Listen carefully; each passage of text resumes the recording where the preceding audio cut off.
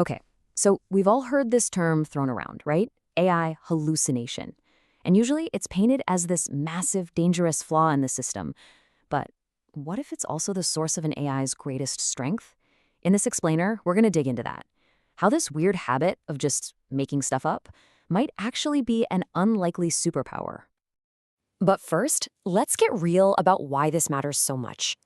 This comment from a user on Hacker News, it's raw, it's frustrated, and it just cuts right to the heart of the problem.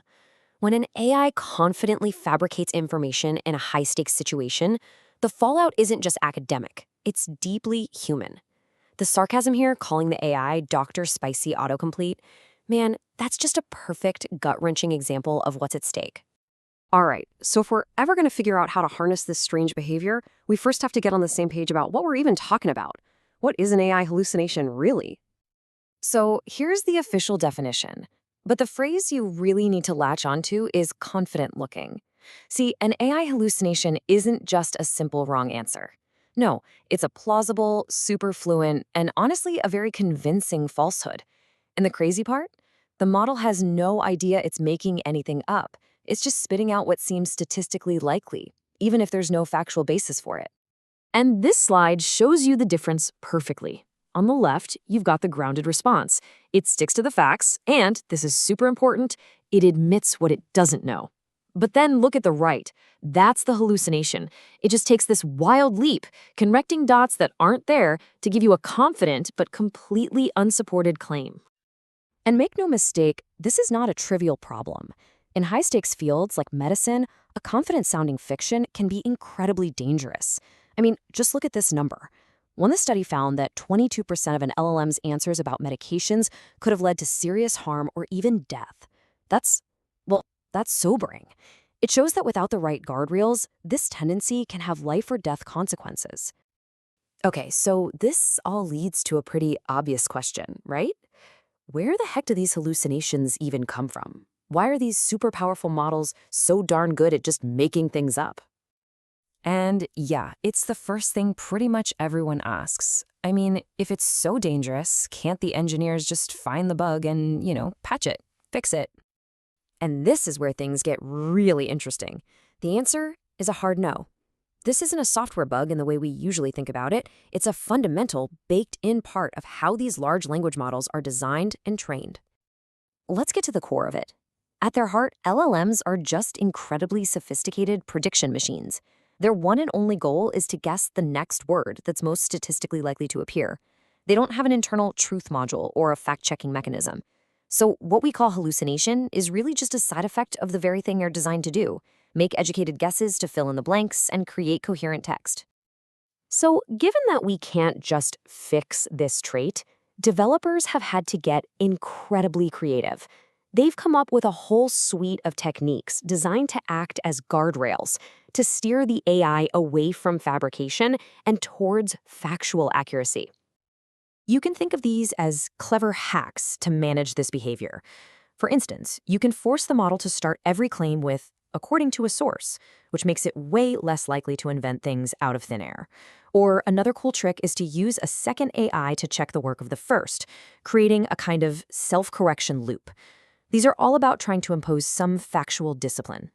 This chain of verification process is a great example of a more advanced technique. It basically forces the model to show its work.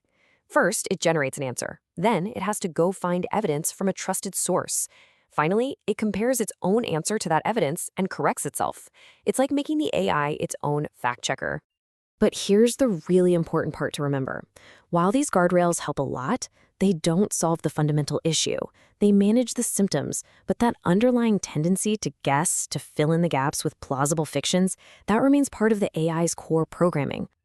And this is where our story takes a fascinating turn.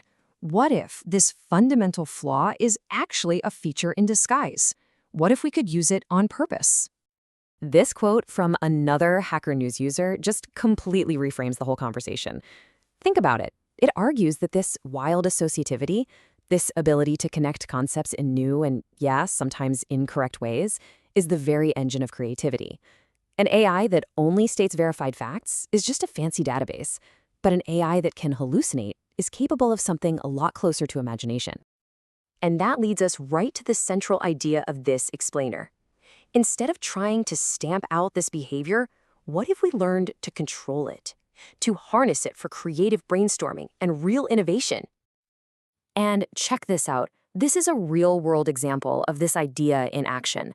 Notice the user isn't trying to prevent hallucinations. They're explicitly asking the AI to do it, but within a very specific, controlled framework. The user is basically saying, go ahead and dream, but make sure you label your dreams clearly. And this is the payoff. By giving the AI permission to speculate, you transform its core tendency from a liability into an incredible asset.